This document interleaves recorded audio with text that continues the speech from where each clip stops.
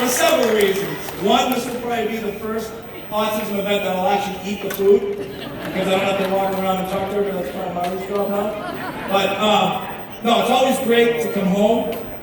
I want to thank the leadership of Local 25 for considering me for this great honor. This is one of the most distinguished honors that I've gotten the privilege to receive, and I'm in a great class with former recipients. I also want to acknowledge, when we put this thing together 17 years ago, we had a great rank and file grassroots committee, and I think most of the people that were on that committee 17 years ago, some have retired, but some have remained. So I want to thank the people that helped drive this charity into the direction it is right now. I also want to thank Melissa Curley for her tireless work, and also Trish DeSilva, who was instrumental in taking direction from me, arguing with me, pushing me around during the planning stages. So I want to thank her as well for all her hard work. But tonight, I want to thank the leadership of Local 25. I want to thank the elected officials. But most importantly, I want to thank everybody for continuously supporting this great charity. You know, charities sometimes, run their course. You see people do a 10-year program, 15-year program, end it. And we were talking several years ago about maybe, kind of winding the program down and, taking a little break. But I gotta tell you, the work that we have collectively done over the last 17 years, and we had a couple of years off because of the pandemic, has been excellent. We started out where we got notified by a retiree about his grandchild, and I remember meeting with this retiree, and there was so much fear and uncertainty in his eyes of what was going to happen to his grandchild. So we actually jumped into this charity, both feet, 100 miles an hour, and we started to make changes. And our first focus was all of our members and their children and their families who were affected by autism. And so we started trying to figure out what we could do, where we could be most effective, and where we could be most helpful. And as we got to know the autism community, as we got to know the children who were starting to grow up, we realized that we needed help legislatively.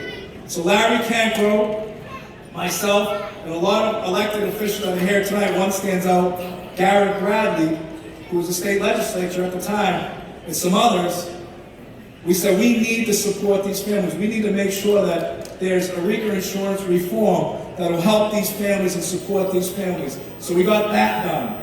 And then as we started watching these children grow up, we said, what is going to happen when the children become adults and need to have housing where parents may not be able to take care of them and the siblings may not be able to take care of them? What are we going to do? So we started raising money and focusing on building adult housing. We did that, and that was very successful. And then we partnered up with many schools like Melmar, Higashi. We partnered up to support research at McLean's Hospital so that in the event that we could continue this great work, that we had partners where we could actually help families, whether it was getting them enrolled in a school, whether getting them a program, and the research is important. Then we started focusing on what do we do for the high-functioning adults? So we started creating job opportunities, putting at some of our largest employers where these adults are getting full-time benefits and pension, less stress on the families. So we've done tremendous work, and we're going to continue to do tremendous work. I know Tom Murray is probably going to be the greatest president of Local 25, and I know he's committed to this cause.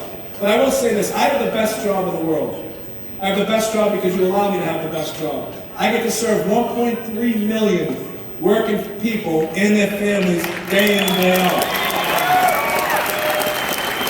Like the autism charity, like the autism community, this is not a disease. I refer to it as a lifestyle. And a lifestyle of representing working peoples and their families, this is what it's all about right now. It's not just about arguing about terms and conditions and negotiating strong contracts. It's about taking care of our members, their families, and everybody's family that is affected by autism. And I get to fight with corporate America, and I usually refer to them as white-collar crime syndicates. And I know some of you don't either, so I won't go too harsh on it right now. But I get to deal with a lot of politicians locally and also federally.